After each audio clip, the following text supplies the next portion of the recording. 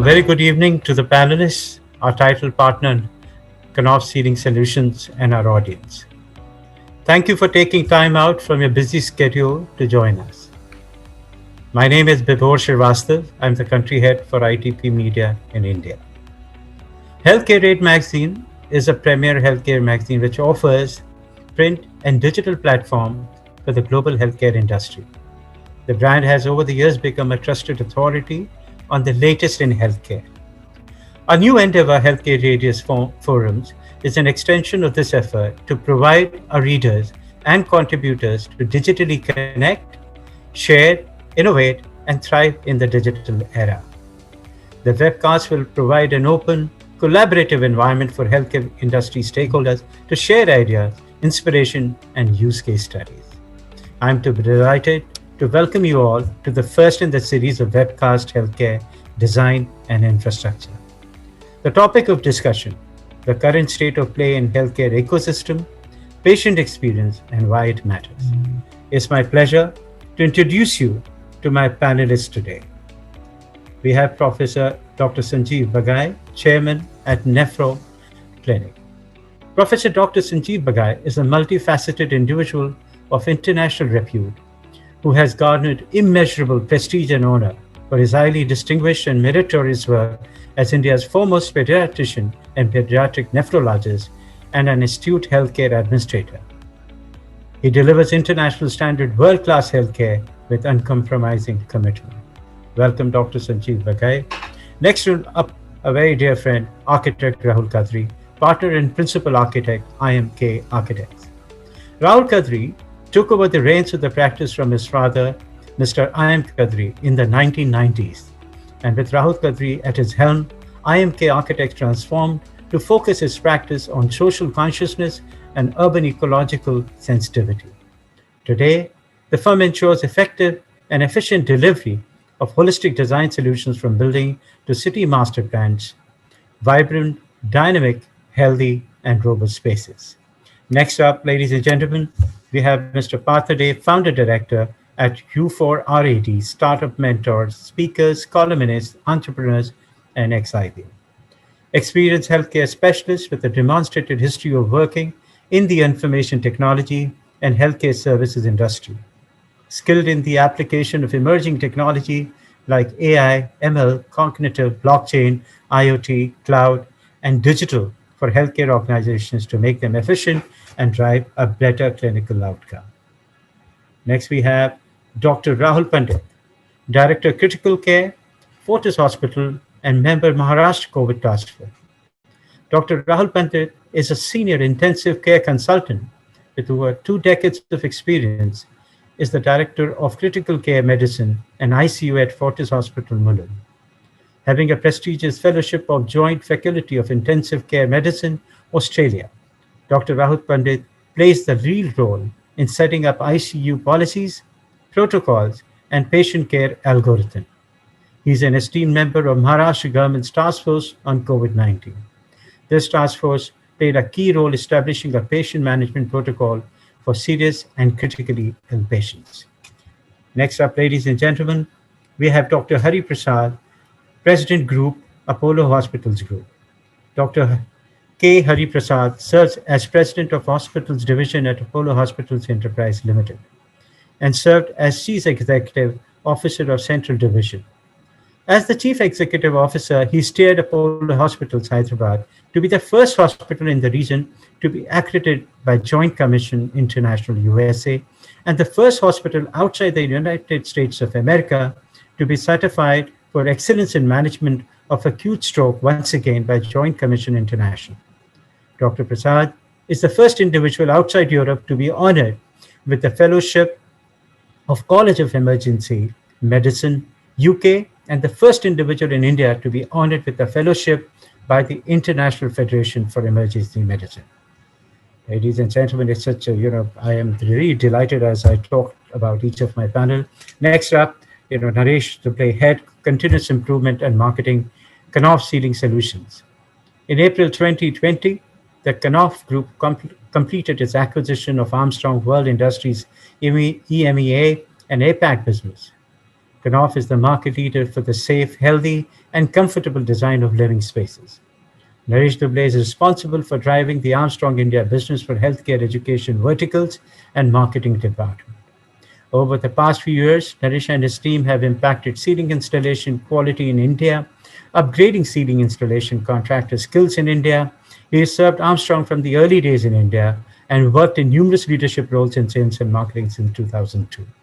I welcome Naresh to introduce us to Knauf Ceiling Solution. But before that, I have to give the credit to Naresh that he has also been very instrumental in helping us to actually, launch Healthcare Radial, because he was tremendous, one of the biggest supporter, if I may use the word, and also the biggest person that I came and a very dear friend to help us understand the complete journey of Healthcare Radial. So Naresh, thank you very much. Over to you.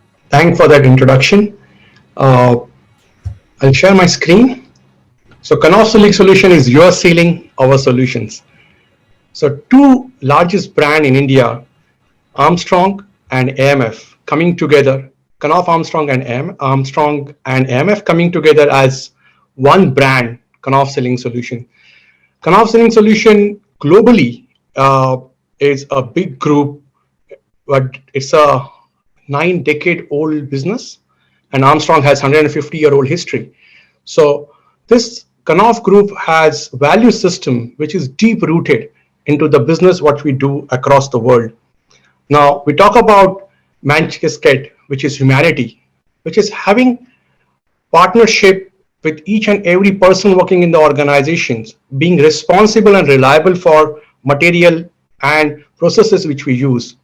The entrepreneurial spirit which is there in this group is evident, as it's still a family-owned business, more than 10 billion euro kind of a turnover. Partnership with employees, partnership with our architects, partnership with contractors is at the heart of our performance and growth up till now. We at Knauf has this 4 unit of business. Each unit is independent business unit. The new one is Knauf Ceiling Solution. This is driven by inspired 35,000 employees globally. And Knauf products and systems for building industries are very innovative. They are environmental friendly, energy efficient, and sustainable. Knauf sets benchmark for products and systems year after year. We are vanguard with our market leadership as such. So with 75 raw manufacturing plants and 220 finished good plants world over in 86 countries, Knauf is a group which is the biggest thing happening for ceiling industry when we talk about India as a business. We have a state-of-art plant in Pune for metal and grid manufacturing, which get further augmented with additional capacity for some of the custom products. As we go ahead with this acquisition, we continue to serve with metal, mineral fiber, wall system solutions. And in the series which we are going to take up further, second and third series, we will get into the products in more detail. But this session, the first series, my key focus is around sound and acoustics. And what I normally say is hospitals are for patient, and the future of hospital is no hospital. None of us ever wanted to be in hospital, right? But we need to see what is really happening. So knowledge is important. We have a lot of it. We need to develop an understanding and awareness. So next 90 minutes, I thank each one of you who have joined this session to really participate this discussion with complete awareness around what is happening, what are the different discussions and choices are coming up.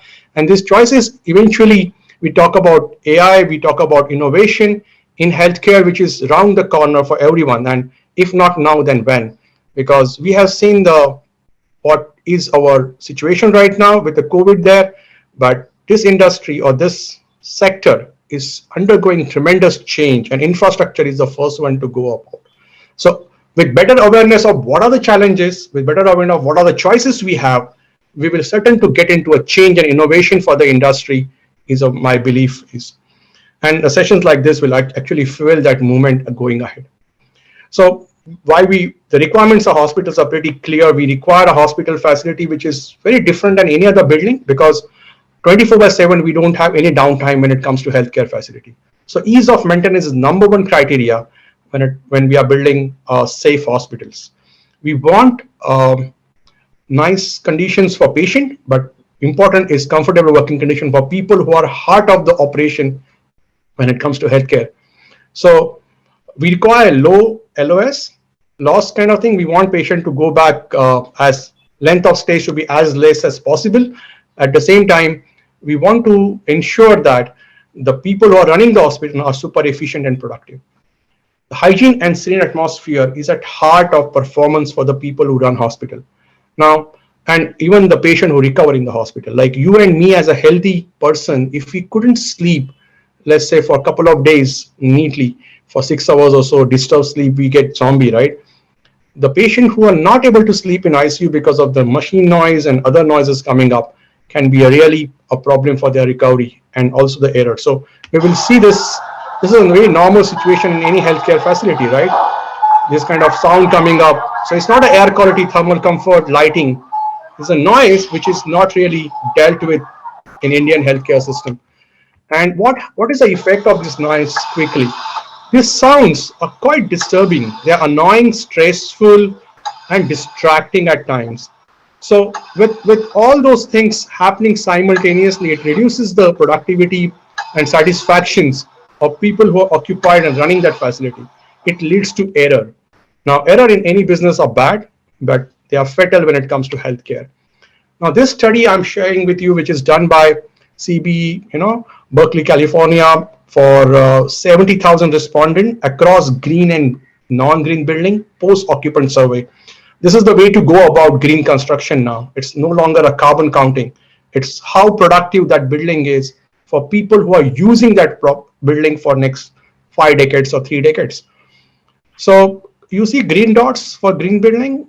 They are outperforming in many parameters when it comes to thermal comfort, air quality, cleanliness, but across green and non-green respondent, sound and acoustics is below zero. Means what?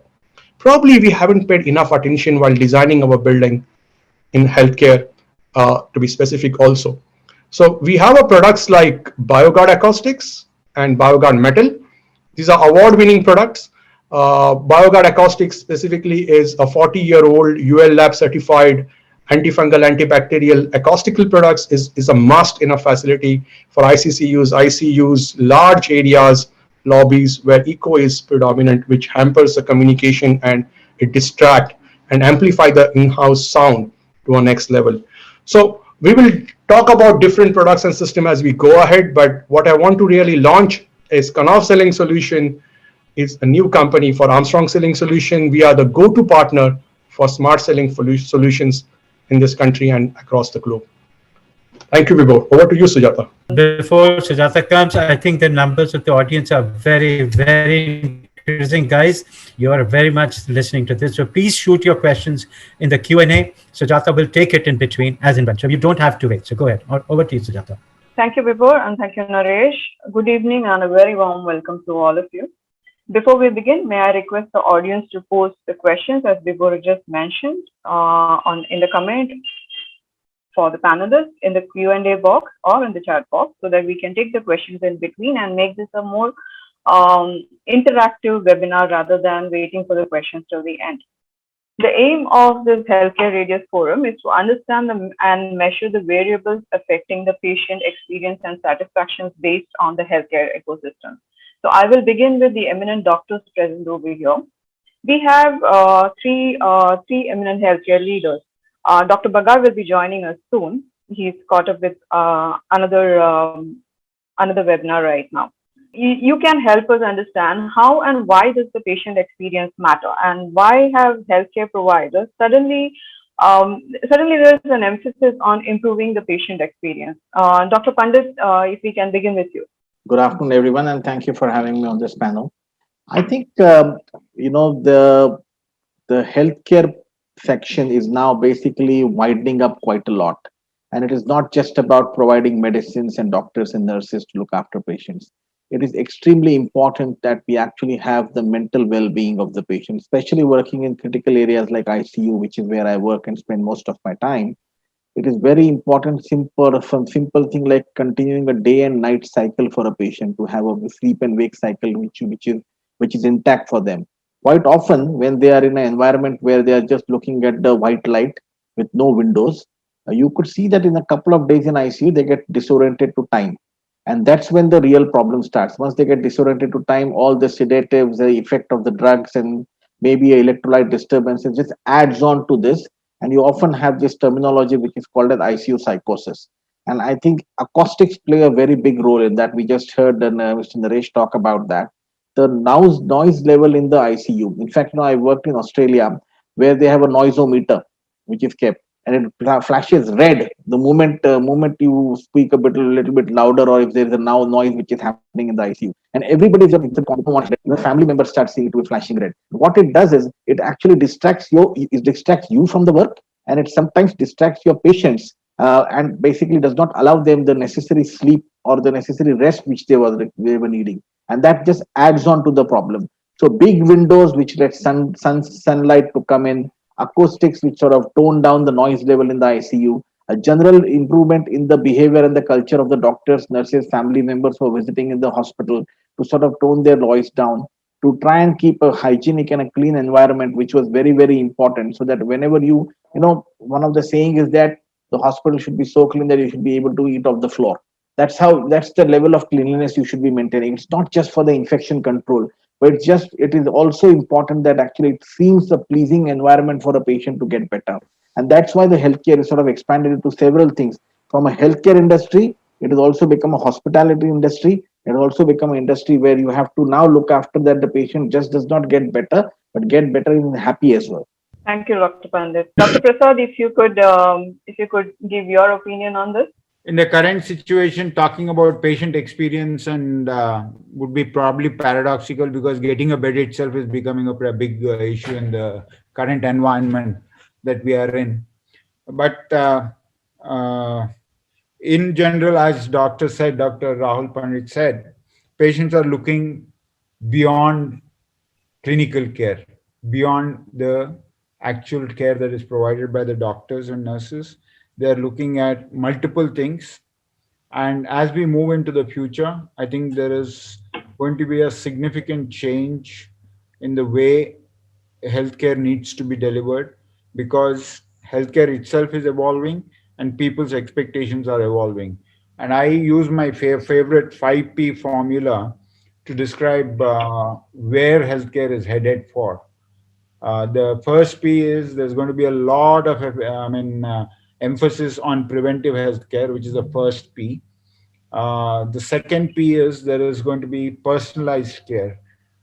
Two people with the same disease do not respond to the same treatment. They respond differently, because today we are able to go up to the genomic level of diagnosis, and treatment is going to become more personalized. And it's also going to become more personalized in terms of the way a doctor handles the patient, the way a nurse handles a patient. There's a lot of personalization expected at that level. The third P is the precision. A lot of precision is going to come into healthcare with advent of genetics and technology like robotics and proton therapy. So there's going to be a lot more precision in terms of the way the care is delivered and the sort of care that is being delivered. It's going to be more proactive. A lot of people are going to come up. I mean, we are used to seeing people in stage 4, stage 5 of cancers. But as we go into the future, because of preventive care and because of greater awareness, we're going to see more people being proactive about their health and seeking care much earlier. And the last piece, the people are going to become more involved with their own care. There is a lot more information that is available to the people. So they are going to be, there's going to be a lot of empowerment in terms of what the patient is going to get in the future. So putting all these things together, what we already began to notice is a lot of healthcare is actually happening outside the hospital settings. Whether you call it home care, whether you call it day care, we ourselves being a very acute care hospital doing the most complex procedures over the last 5 to 10 years have come down from an average length of stay of about 8 to 9 days per patient to less than 4 days per patient. So we're going to see a situation where number of beds are going to be irrelevant, but the type of beds and what is the provision within the room or the patient room is going to make a bigger difference than the number of beds. It's going to become connected and patients would like to remain connected. We're not going to see so many attenders flowing into the hospital. They would rather prefer to be informed or use technology to be connected with their patients who are in the hospitals. And the same technology could also be used to keep them connected with the doctors or care providers from across the world. It's become healthcare is today become boundaryless and without any borders. So it's going to become connected rooms are going to become the thing of the future. So broadly, number of rooms is going to become irrelevant. It's going to become the four or five P's that which I've talked about, and connected healthcare is going to become the future, which architects and which a lot of stalwarts on this panel would be able to elaborate much better and take it forward. Thank you. Thank you, Dr. Prasad. We have Dr. Sanjeev Bagai joining us. Dr. Bagai, my first question was on if you can make us understand how and why does patient experience matter, and why is such an emphasis there on improving patient experience these days? I think it's paramount importance to understand that the core part of a decision-making cycle is by the patient, through the patient, and for the patient. Now, earlier it was I say so, therefore. Now it is a patient who will also be a part of the decision-making cycle. Also, we've seen a lot of chronic patients who require long-term care, also patients who have to come on a regular basis, especially for dialysis or for post-transplant visit or for other neurological problems. A hospital should be more a welcoming setting rather than an intimidatory or obnoxious kind of old kind of feeling which people used to have. So I think the patient experience is one amongst the core parts of where the digital technology is going to take us. Patient experience is patient convenience, one, patient safety, two, patient having a level of transparency with the hospital, three, and last most important is ethical practices which can be demonstrated and shown to the patients.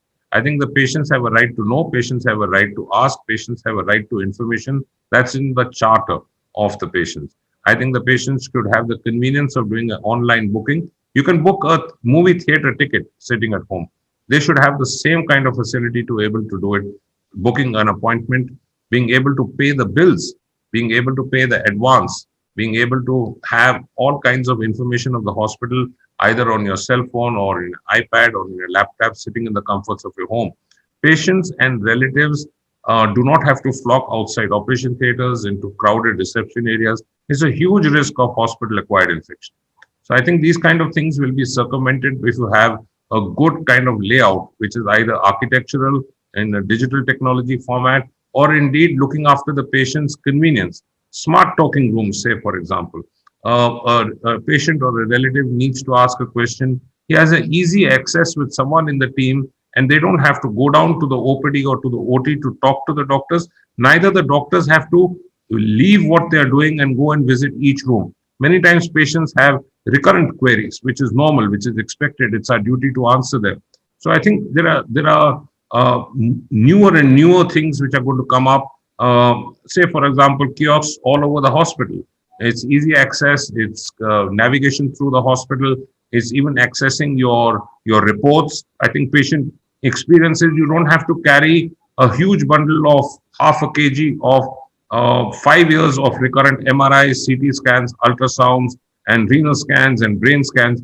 You can actually get them right down onto your cell phone, onto a chip. So I think its overall experience of a patient is, like I mentioned, safety, better clinical outcomes, patient convenience, patient transparency, and seek and right to information. Thank you, Dr. Bagai. So we have a question from Saif Ali, who wants to know, keeping the current crisis aside, what is more important, the maximum outreach of the healthcare to the population in Tier 2 and Tier 3 cities, or to just making the current state of art facility more attractive? So any of the three healthcare leaders can answer on this. So Okay. I think what is important is that we need to grow up as a country where everybody has got an access to healthcare. And the way to deliver that is to use technology to our benefit. The way we can actually do this in a very, very reasonable way, and this is already been done in many of the countries, and we are now starting to do that, is to deliver the healthcare with electronic medium, EICUs, electronic health record, which Dr. Bagai was just talking about, electronic consultation are the realities. You actually don't, the doctor patient relationship, the patient hospital relationship is completely redefined now. In fact, the good things which actually pandemic has shown us is that we can still talk to a patient's family on a video call or on a telephone and still be able to convey and get the consents for the things which we would have initially, a year ago wanted them to come and sign. Now the trust deficit which was there is not that much, and I hope that it sort of remains the way it is, because people can trust that the doctor is trying to do the right thing, can entrust their loved ones in their care, and still feel safe that the information is being given to them in the right way. And if we can deliver that, we can deliver good healthcare at a remote place as well. There is no point in making the state of art infrastructures more and more attractive and then have people travel across to those places. Look at the way in the last 25, 30 years, bypass surgeries have grown across. I remember as a child, when I was not a doctor, you had to come to the major four metro towns to get in the country to get a bypass surgery done. Now, bypass surgery can be done in a small town as well. In Mumbai, in Maharashtra, there would be at least 20 towns where a cardiothoracic surgeon would be doing an excellent bypass surgery with very, very good results. Similarly, around 25 years ago, 30 years ago, dialysis in the ICU was a big thing. Now you come to my ICU, not only are the patients on dialysis, they are on ECMO, they are on so many other things, and they can be delivered through a remote care as well. They really don't require a lot of complexity. See, the skills which are required, the manual skills which are required to deal with patients are very, very limited. Everything else is cognitive, and if you can deliver the cognitive part from a far off place, you will be able to deliver the care in a nice way to a remote town as well, or to a remote tier 3 city as well. That's what I feel. Dr. Prasad and Dr. Bagai, would you like to add on? Yeah, I think technology is something which has to link into the remotest and the most inaccessible parts. You can have a mother hospital, but I think the way forward is not the patient coming to a hospital, but almost 70-80% of the OPD visits can be done remote monitoring, especially in areas which, one, have lack of access of healthcare, two, they don't have so many amount of specialists. So say, for example, you have MRI or a CT which is done. You don't have a radiologist in the smaller places which are available at night time or in emergency hours. There are institutions not only in India but even overseas who are virtually managing what we call as virtual ICUs or EICUs or EOTs. You can navigate and help the people continents away through this technology. So I think it's knowledge for all. It's quick access. You can share information. You can even have systems in place in which medication can actually be calculated and sent to patients. So I think a lot of the larger corporate chains are already doing this. I think it's the only way forward. It's not the best way forward. It's the only way forward. We are 1 million short of doctors. We are about 1.5 million short of beds. And this pandemic has not exposed the cracks. It has just widened the cracks, because the chronic underfunding of public healthcare has been long existing for the last 75 years in India. And what we are seeing now in Delhi until recently in Bombay is just but a small example of where our priorities have been totally skewed.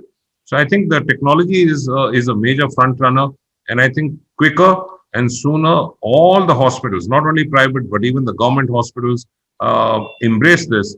It's better for patients. It's a wonder when everyone on this panel will think, why is the maximum number of research papers coming out from 5 or 6 major international universities? Has anyone thought of that? It's primarily because the backup of the IT and the EMR is so good that at a click of a button, you start getting a formatting of a paper which you need to write. Your body is already there. The information is already there. And through various AI tools and models, your graphs, your projections, your predictions, your pie charts, your statistical analysis are done. This is the only way which we can actually self-learn, is analyzing our own data.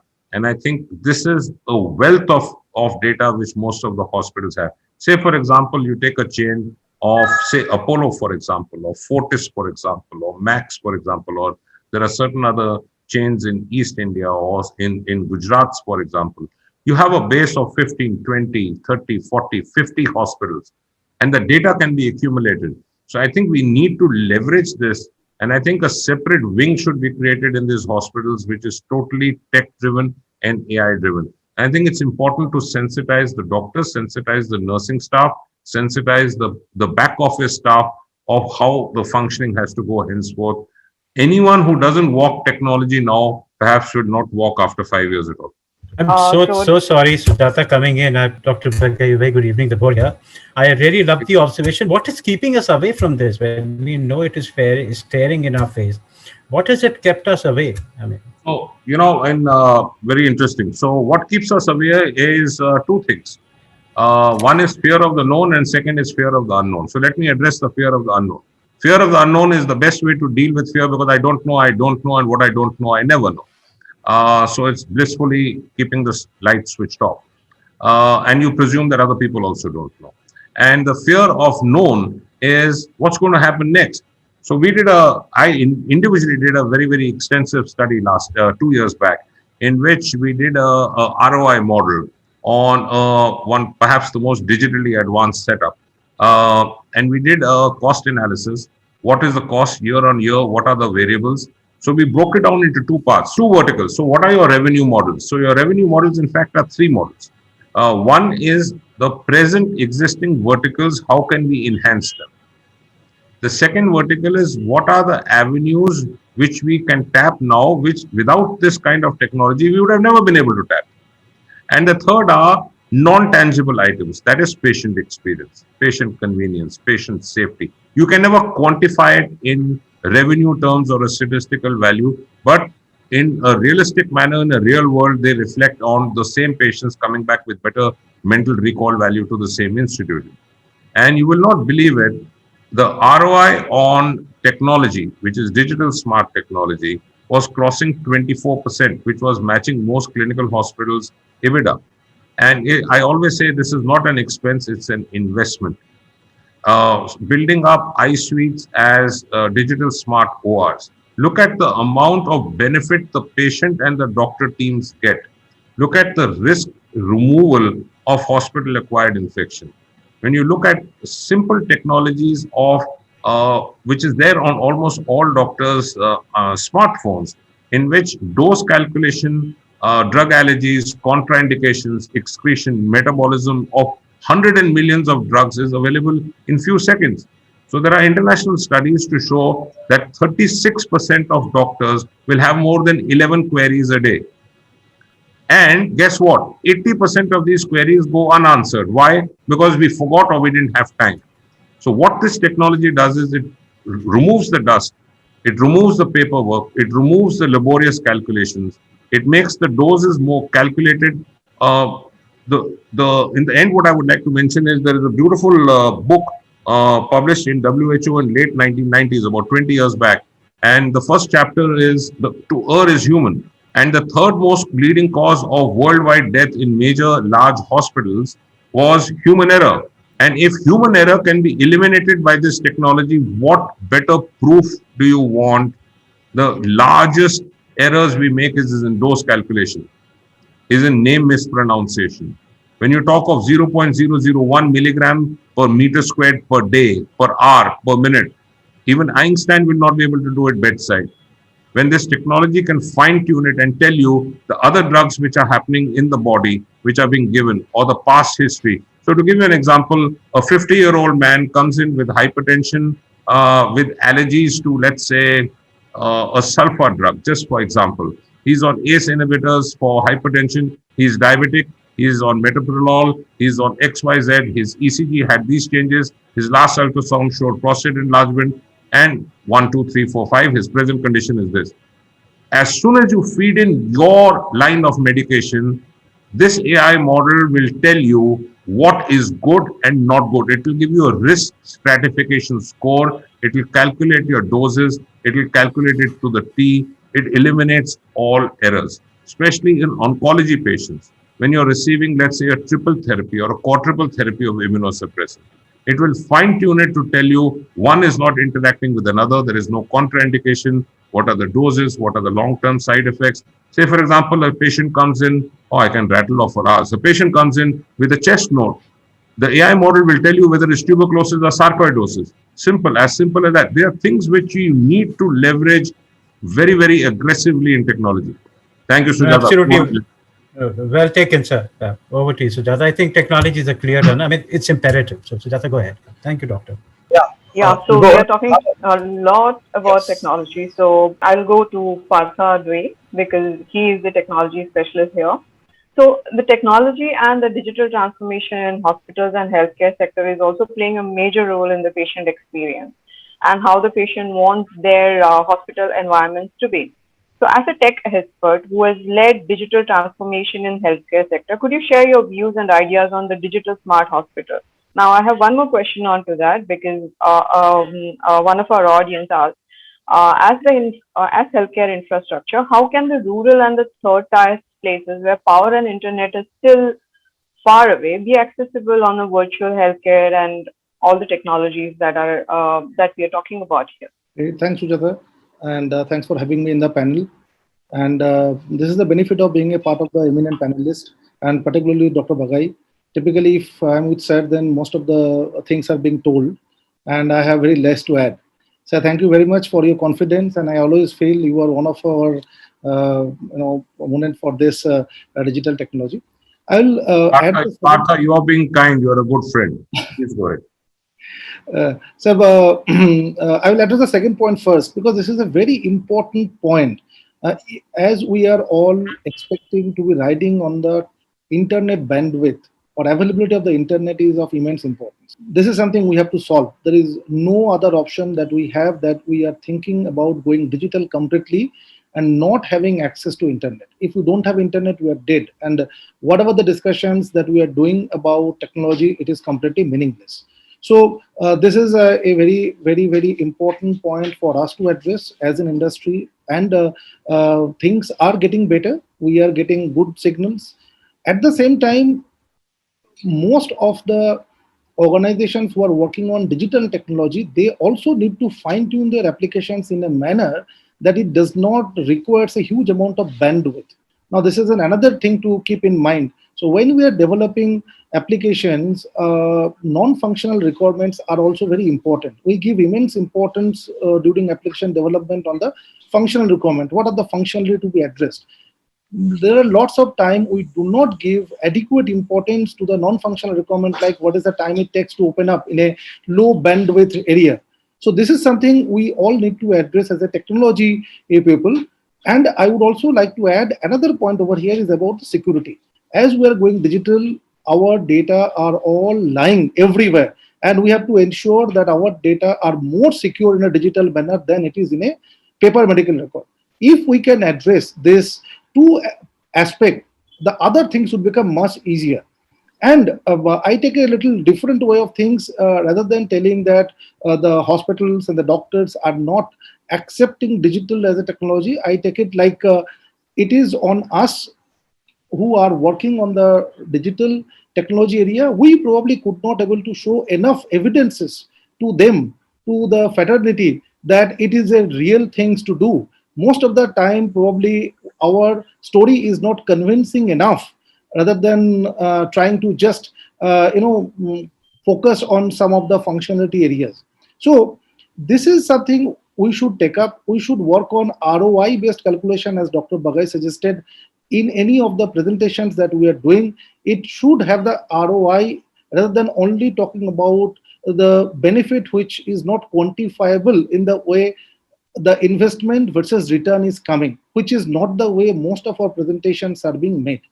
Now, if I come back to a couple of areas where we are now seeing real benefits of digitizations, we have all seen e-consultations or telemedicine for that matter is probably in one of the ray of hope in these pandemic situations. Being in Delhi, Gurgaon, we all are facing challenges. While I'm in this sessions, getting multiple calls, they are so close friends and feeling so frustrated working for so many years in the healthcare industry and still not able to help people out. But good thing still we have some digital consultations are still available. We are able to connect with the patients digitally and able to provide services. The other area where I felt that we have done probably better work is in the area of use of AI in as a, if I may use the word, clinical decision support system. This is not a clinical decision making system. So idea of using the AI today is not to replace the clinicians. Idea of using the AI today is to empower the clinicians more with information than they have today, so that they can initiate and take the better decision. So AI should be considered as a friend, not as a replacement of a doctor. This clinical decision support system would able to provide adequate information at the right point of time, because if someone has to read and go to a journal and try to find out what I need to do for a particular cases, to make it a individual patient experience, the way Dr. Hari Prasad and Dr. Pandit both were telling, today the world has come to a precision medicine, and world has come to a personalized medicine. What works for me may not works for you. In that manner, AI tool today are matured enough to be a friend of a doctor and help them to make decisions. Presently, I work with a radiology organizations, and we're trying to help radiologists on making decisions on the diagnosis. So our effort is not to replace radiologists, but to make the radiologists more productive by doing the analysis of the images, the previous clinical history of the patient, the present illness, what has been provided by the physicians, and then help the radiologist to make a better decision. So if a radiologist earlier was taking, let's say, 10 minutes in preparing a report, this should have been done in half of the time, because of AI is helping the radiologist to make a quicker decision. That's the way we see how the productivity of the doctors is going to be of a great help, because we can't produce so many doctors. As Dr. Bagai said, there's a huge gap. If we are only thinking that we will be producing so many doctors by the medical institutions, it takes huge amount of time. We'll miss the bus. And we are seeing that we have already missed the bus, considering the pandemic situations we are in. Only way we can help is use of technology, use of digital, combination of whatever the language of our technology that we talk about, and make our doctor clinical workforce, not only the doctors and the nurses and the other paramedical staff, all of them better productive, so that with the present number of healthcare workers we have, we are able to serve double the population. And probably that's the way we're able to help with the pandemic situation. Sujata, Thanks. my Yeah. learning about technology and healthcare came from my daughter. My wife is a second generation doctor. Her father was also doctor, and she has a choice to become a doctor or engineer. And she read this book from Yuval Noah Harari, Homo sapien, Homo Deus. And it comes very clearly the AI is going to hit healthcare the first, the knowledge worker, and the doctors are most glorified doorkeeper kind of a situation in very near future coming in. So the key question is not when and how. It will happen. It's not a choice for any country, not for a country like India. We will adopt technology. But are we going to change the system, the buildings we have in tier 1, tier 2 city, which is like 70% of infrastructure currently, and then look at patient experience, the cleanliness, the hygiene, which is in current situation, because everything else will keep on changing every 2 to 3 years in any healthcare facility. But if we couldn't influence the quality of delivery system out there, how are we going to ensure all other things are in line? That could be a very important thing to really look. This is a beautiful juncture, because COVID has given us real mirror that our patients are dying because of oxygen leak. Our patients are like kids are dying because of infrastructure failure in UP. So we need to really see how do we really take a hard look at what we have built, how we are built, how sustainable it is, how scalable it is, and how we are putting the new facility. Like Dr. Rahul said about Australia, I studied my healthcare construction, for a sites which we are doing in Australia, and one key thing was they take 18 months after construction completion to start a healthcare operation. They do it quite differently and quite meticulously for fire, for seismic, for all other safeties right in the first place. So that may be a critical question. How do we approach our healthcare construction, existing unit which we have, and the more important, the new units we are constructing now. Are we going to repeat the same mistake, or are we going to learn from the old mistake? All right. So I'm just taking a lead and, laboring on what Naresh had to bring Rahul Kadri in.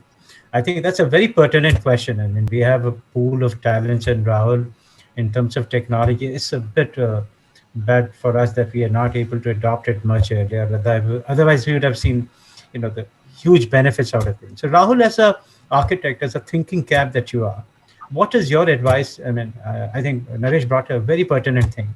I think we are in a tearing hurry, and they're looking at the revenue models and get the project, get it to a flying start. So, what is your talk? How are you making the discerning healthcare professionals adopt this and labor on to create a building which will have every element of hygiene and all the fire issues and everything that Naresh pointed. Yes, Rahul. Technology changes every 5 years, and we have the chance to adopt anything new, every year.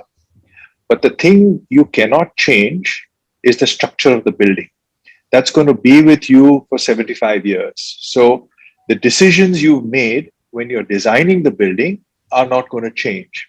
So are you making those decisions on a platform that's sustainable?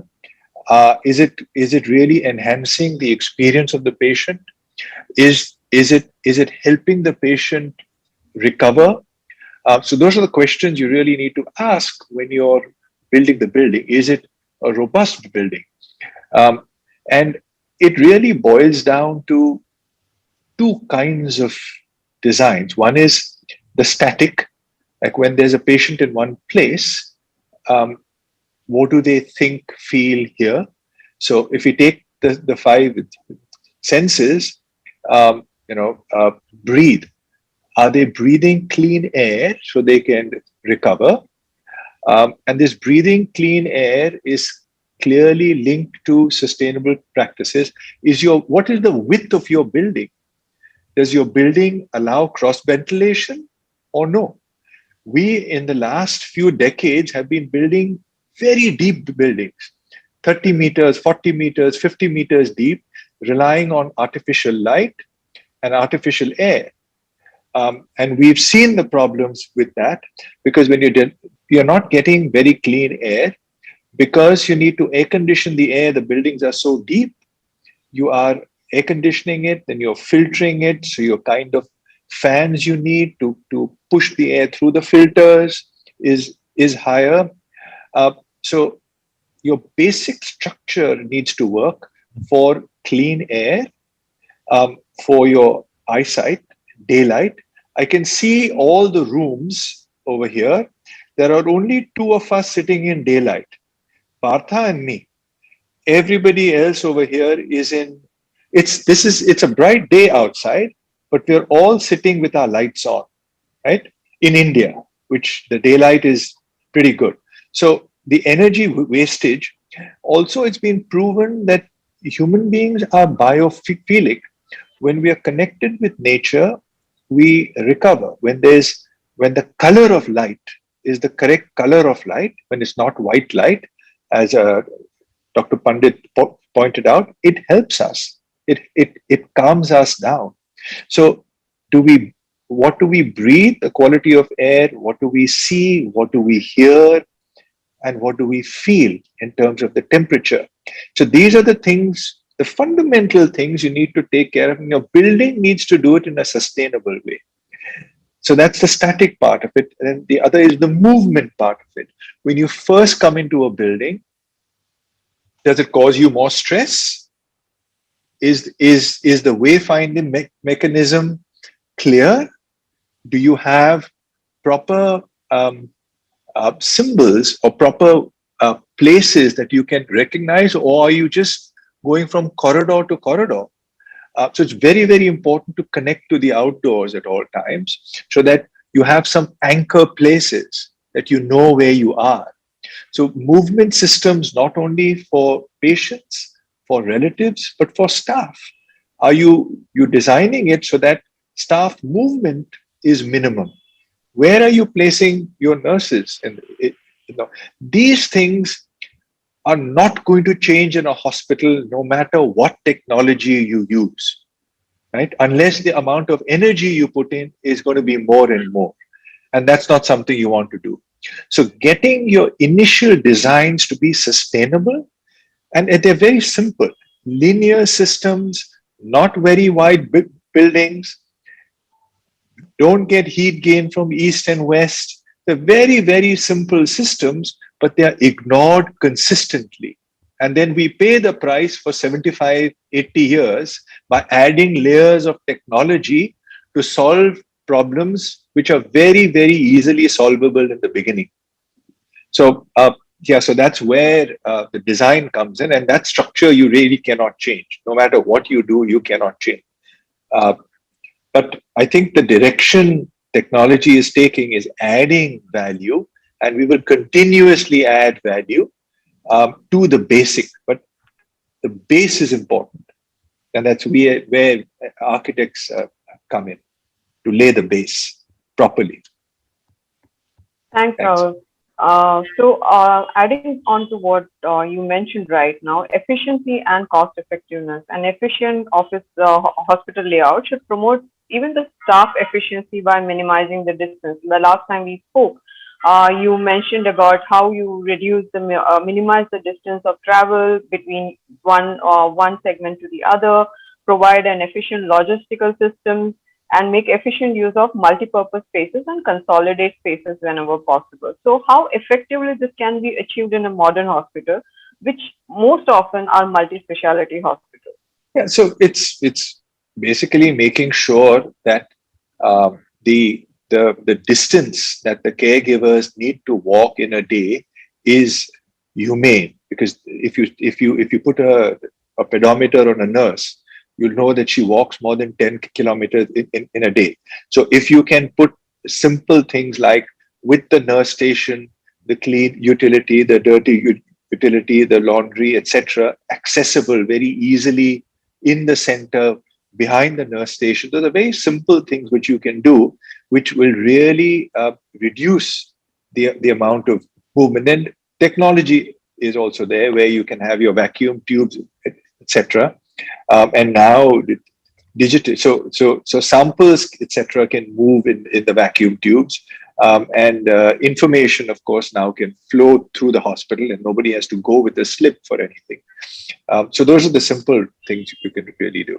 Thank you, Rahul. My next point is on flexibility and expandability. So Corona has shown us how badly prepared we are, and the medical needs and modes of treatment will continue to change. But how do we prepare on flexibility and expandability of a hospital facility? Dr. Pandit, if you could answer on this. So literally when COVID-19 came through last year, March, we actually had to carve out a hospital within our own hospital. That's what we had to start off with. We had to start off basically having two separate hospitals within the one hospital, separate corridors, separate segregation of COVID patients, not COVID patients, having policies for using common areas like say MRI scan or CT scanner. There was a huge amount of exercise and brainstorming which went through. I think the hospitals have to be flexible and they have to be basically expandable. Now we cannot be having situations where we start thinking of it when the storm hits our door. We need to be a bit more prepared, and we should be able to quickly turn around a facility which would cater to the needs of whatever has been demanded at that particular time. For example, right now, the biggest demand which I am facing in Mumbai is the intensive care beds. So from being running a non-COVID ICU and a COVID ICU, I have literally expanded ICUs to another 40 beds, which if you would have asked me a year ago, I would have said, no way that I'm going to put up ICU in this place. But we have been able to do that. And it is not very difficult. A little bit of a smart planning, get some architectural help with your architect friends, talk to the people who can actually do that, and you are able to do that in a reasonable way. That would be my nuts and bolts in terms of how to actually make a facility available. What is difficult is to man that facility. While we may all talk about a prescription being generated or information flowing from one place to the other, it still remains a fact that if a nurse has to give one injection, let's say she has to give a paracetamol injection, it is like, she's going through a jumbo jet 747 checklist, because she has to first indent it right. The person who is indenting it has to get it right. Once he gets it, she checks it. She counter checks it with somebody else. She has to then check the bed number in which she is going to give it. She has to check the patient's name which she is going to give.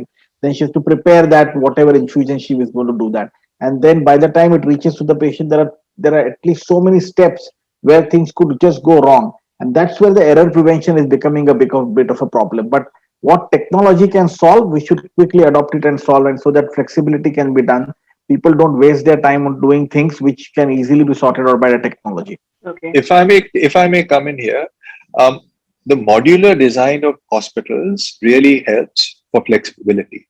So if you design it in a modular way that your grids are such that you can change a ward into an ICU into an OT overnight, rather than having so if and your circulation systems, if they are such that they are expandable, then you can do this extremely well. So modularity in a hospital and deciding your grids is a crucial thing. But that needs to come in that you're thinking of expansion at the time of design and modularity at the time of design. What's also going to happen is that the healthcare, as Dr. Pandit was saying, and Dr. Prasad was saying, that your beds are going to become redundant, or the amount of hospital stays is going to come down, but you still have the space because that space is going to remain for 75 years. So is there a flexibility that you can then use that space for something else?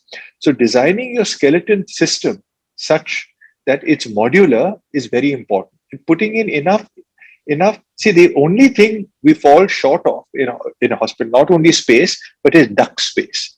You have enough duct space to run the fiber optic cables, to run all the cables you need to. We always underestimate the amount of duct space in the ceiling as well as vertically. So if you actually put 3 times the amount of duct space over the 75 years of the hospital, it'll really pay off.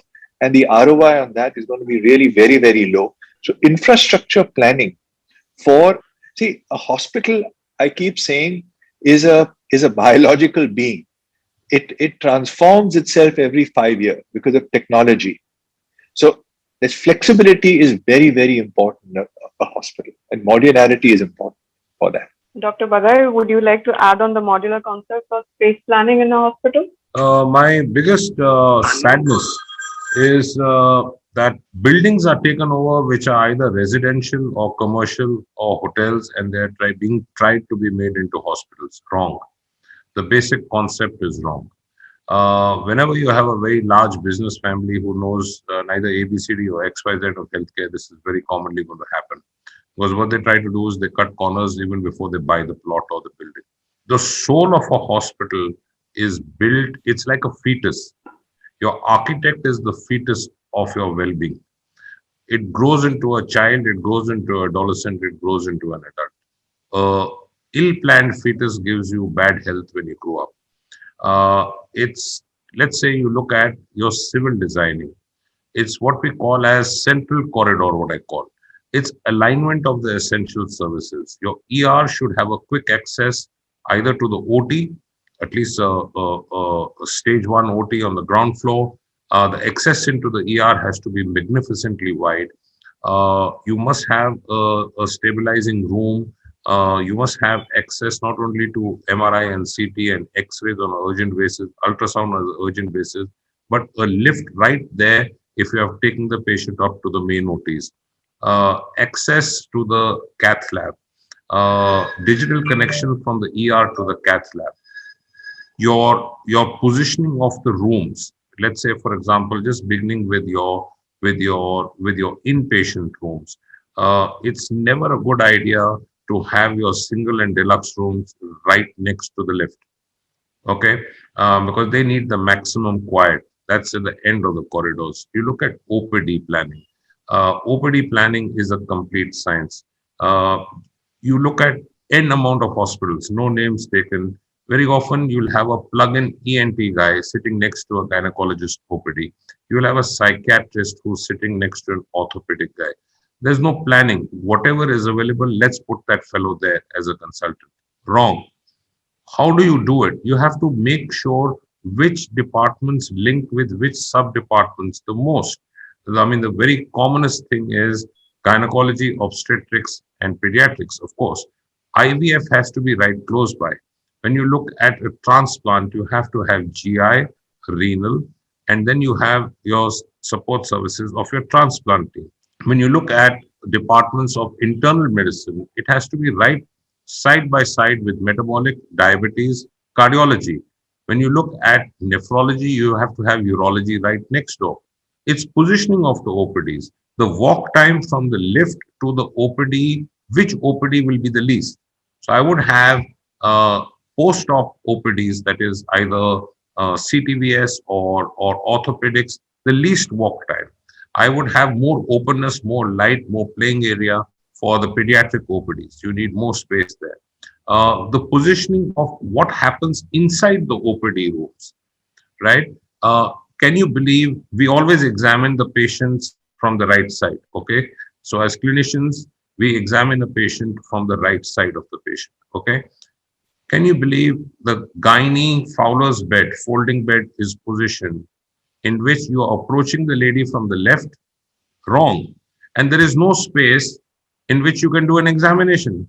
And then there is no light and someone is holding a torch. This is in major private hospitals. So I think the designing, the thought process, the conceptualization, the alignment has to be well before you even plan. Second is you must make sure, is it a single specialty, multi-specialty? Are you having centers of excellence? What kind of centers of excellence are you having? What is your focus area, space allocation? So there's a lot of thought process which goes into your alignment of the OTs. Your alignment of your OTs would be cordoning off your high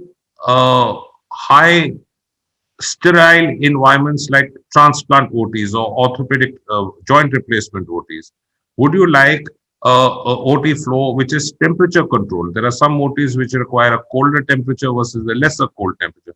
So there's a lot of fine process which goes into it. And I would, as a person who's built hospitals, as a clinician, as an administrator, very strongly advise, spend few rupees more, get a qualified healthcare architect to build a world-class hospital for you. Don't repent and suffer after it is built. Thank you, Dr. Bagai. Dr. Prasad, would you like to add on? Yeah, man, I would actually go to the extent of saying that even before the first brick is placed, you should have walked through your hospital and gone through each and every detail in the hospital. And today the architectural technology permits that to happen. And I've seen that happening where I've been able to walk through a hospital even before the first brick has been placed. I think what Dr. Bagai said is right. Each component needs to be thought of, right from access to the different facilities in the hospital, to patient movement, to staff movement, to material movement, both clean material movement and waste material movement, to dirty material movement, to airflows. Everything needs to be thought through much before the first brick is placed. And you should be able to walk through the hospital even that before the first brick is placed. That is when you will have an optimal hospital. One. And the second thing is, very often there is a disconnect between those who build hospitals and those who work in the hospitals. This disconnect causes tremendous problems once the hospital becomes operational, because what the guys who are running the hospital and taking care of the patients are looking for is completely different from the guy who is trying to build a hospital. Once this disconnect is there, then you're going to have a suboptimal hospital. So one of the most important things to do is to make sure that the people who are operating a hospital are a part of the planning team and work with the architects from the stage of planning itself, so that they get a hospital which will provide them optimal spaces to deliver good care to the patient. And it is these people who know better as to what a patient is looking for. An architect would not know what a patient is looking for. It would be the guys, the doctors, the nurses, the paramedics who were working day in and day out with the patients, who know what the patients are looking for. So if you're looking for a patient-friendly hospital also, you would need to involve the operational guys and make them work with the planners and the architecture team, who would bring in a lot of benefit into a hospital planning. And that would be the optimal hospital design in my mind. Dr. Prasad and Dr. Bagai, I won't agree with you more on this. First, you need someone who is an expert in hospital design. Second, even the expert needs to consult with the caregivers, because they have the direct experience, day to day, up to date experience and whatever the architect may have is of the last hospital he or she did. But what we find is that hospital managements don't give this enough time and priority. What we come up with as a system is stories, and so we call them a set of stories. As a nurse providing care in the ICU, these are the 10 things I need. So, and then we prioritize those stories. What's the most important thing I need, and what's the least important thing I need? But this requires intensive workshops with each of these people in the hospital. And we found that hospital management don't give us access to the people who were really going to help making it better. So getting your stories right in the beginning, getting your priorities right in the beginning is important. And I would disagree with you. Walkthroughs, etc., are pretty. They may look nice, but that's not where the real design happens. The real design happens in the planning. And if your plans are not right, your walkthrough doesn't matter at all. So I would say the workshops with the caregivers, Dr. Prasad, what you're saying is a very, very crucial thing which must happen and doesn't tend to happen. Can I just add a quick point? Having seen hospitals being built, there are some hospitals where the OPDs of the pediatric surgery do not allow the width of the people who are 350 to 400 kg to come in. Fact, the stools, the sitting stools, the examining stools cannot be, are not there, then they don't have the design capability of carrying that weight. The OPD beds are not the routine beds, the examining beds. They are specially strengthened. So you have to look after the very, very small aspects if you want a particular department to flourish. If you need a small blood collection for a newborn follow-up clinic, you must have the examining couch where you're going to lay the infant down or the newborn down, which has natural light facing the wrist. Or you will be poking multiple amount of times, and any artificial light will not show you the artery or the vein in a newborn. So these are very, very small things. You have to align with the forces and the energies of natural elements of nature.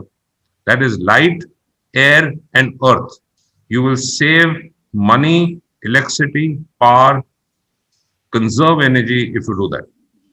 Mr. Kadri, isn't a walkthrough a product of the outcome of the planning? You would plan a hospital first, you do the work, plan the hospital, and then you walk through it. That gives Hari, both of you all are saying the same thing. No. We're not saying the same thing.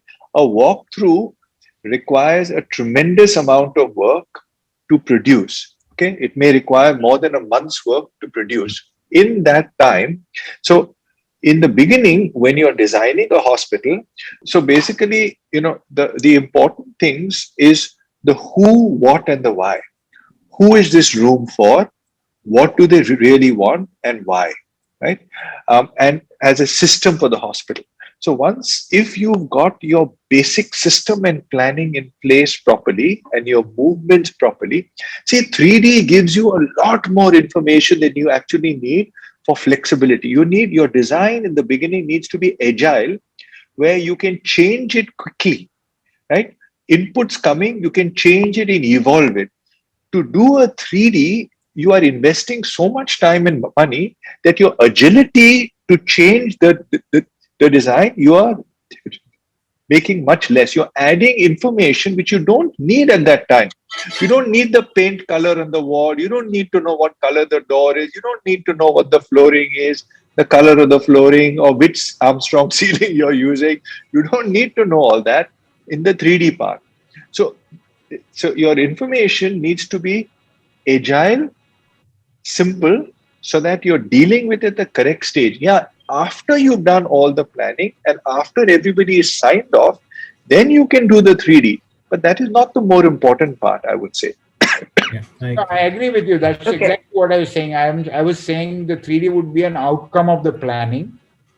In the end, right in the end. Yeah. But that is right in the end. Yeah. But what I've noticed is it's not about the color of the wall or the color of the door or anything like that. It's more, it gives you a lot more information in terms of the operational flow, because a lot of people do not really understand the plans, the line drawings, and the rest of the things which are put on in front of them. But they do understand when they actually walk through in terms of the operational flow of men, material, and different systems that work in a hospital. That was the reason I was saying that the end product of it is a 3D, and you should walk through it before you start building the hospital. Right. Thank you, Doctor. Dr. Prasad, I have one question for you. This is from Venkateshwar and Murli. He had a very bad experience of noise in an ICU where he had to stay overnight. So, how do we measure a patient experience from a sleep satisfaction perspective? We're talking about, uh, you know, actual patient experience in an ICU. Yeah, I mean, as was explained during the opening itself, noise is a big factor, and I guess ICU is a place where most of the ICUs, at least in India, are ICUs which are open ICUs. That is, you don't have a enclosed room, and they're all open, and you're at the best separated from the next patient with a half a wall or a curtain. So it is an open ICU, and alarms keep going off. People keep shouting. Then you have different types of patients, some agitated patients in the ICU. So there's a lot of disturbance happening. What we've done now is we moved away from that model, and we started building ICUs which are individual rooms but are connected rooms, where the patient actually has a camera in the room. There is a monitor which is connected to a central monitoring station. So even if the nurse is not in the room, it's as good as actually watching the patient from outside, because we are having a connected room. In this sort of an environment, we would be able to control the different sort of disturbances that a patient could have, and create a better patient experience for the few conscious patients who can, really perceive noise or be disturbed in the ICU. Okay, thank you, Dr. Prasad. As we are running out of time, but I would like to ask Naresh to give a quick point, if you want to add on how acoustics can help create such an environment. We saw the importance of technology, and Dr. Hariprasad said camera can bring in the transparency, which is missing once you block the wall. So every room has a different purpose. The consulting room require privacy as a number one factor. When you're talking about the rooms in bedrooms and the patient rooms, we want we don't, along with privacy, we also want tranquility. We don't want any external noise coming in. We don't want inside noise to go out.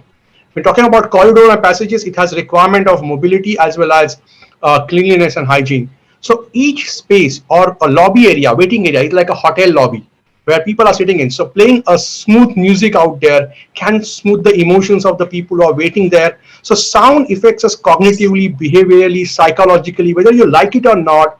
It's a transference factor. And like I said, the post-occupant survey in the first presentation, it is important. It's a high time to design invisible. We are done great job with visible stuff.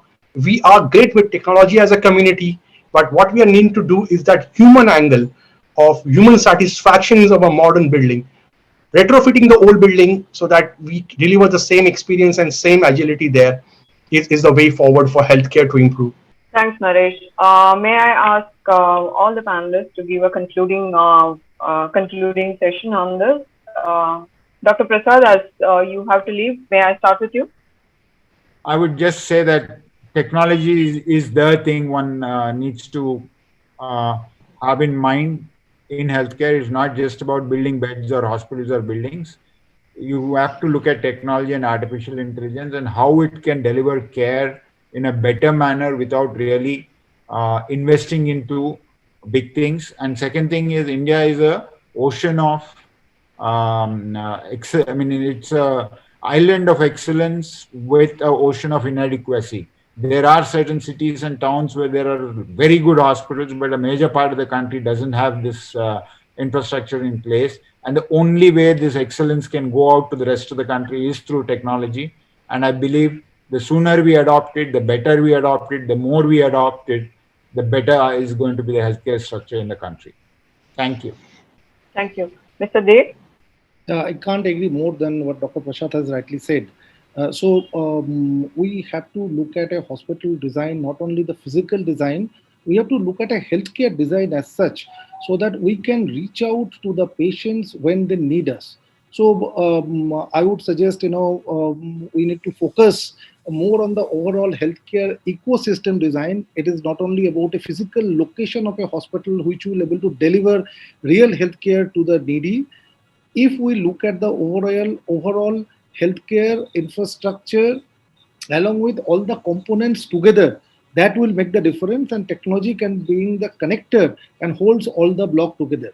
Another point that I want to make, and this is from my personal experience of being a part of a hospital team, building hospital in Delhi, NCR particularly.